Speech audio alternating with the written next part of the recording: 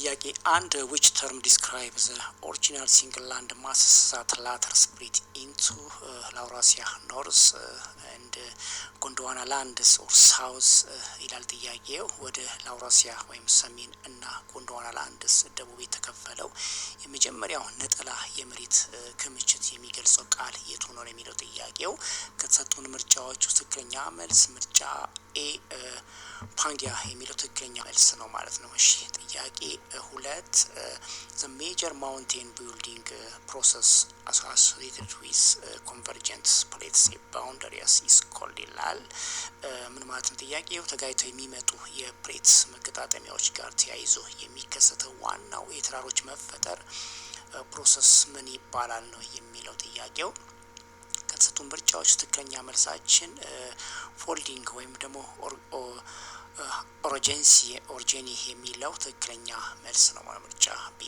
እሺ ጥያቄ 3 according to plates tectonic the earth plates move at a rate comparable to the growth rate of ይላል።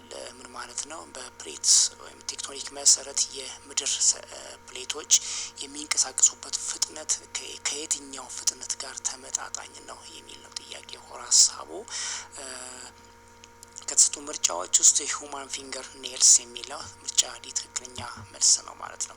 እሺ ጥያቄ 4 which fossils found in South America and Africa provides a critical evidence for the former connection of the continents ይላል።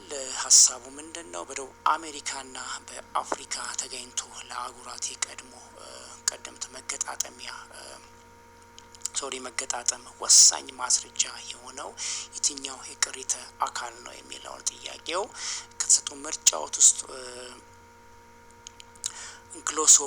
ግሎሶፐሪስ የሚለው ወይንም ደግሞ አንሸንት ፕላንት ወይም የጥንት ተክል የሚለው ትክክለኛ መልስ ነው ማለት ምርጫ ቢ። እሺ ጥያቄ 5 the Mercalli scales is used to measured earthquakes ይላል።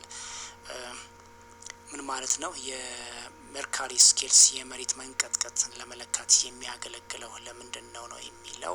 ከተሰጡ ምርጫዎች ውስጥ የሚያገለግለው ኢንሰንቲቭ ወይንም ደግሞ ዲግሪ ኦፍ ሼኪንግ ዳሜጅ የሚለው ትክክለኛ መልስ ነው ማለት ነው። የጥንካሬ ወይም ደግሞ የመንቀጥቀጡን ጉዳት መጠን ለመለካት ነው ማለት ነው። ስለዚህ ምርጫ ቤት ትክክለኛ መልስ ነው ማለት ነው።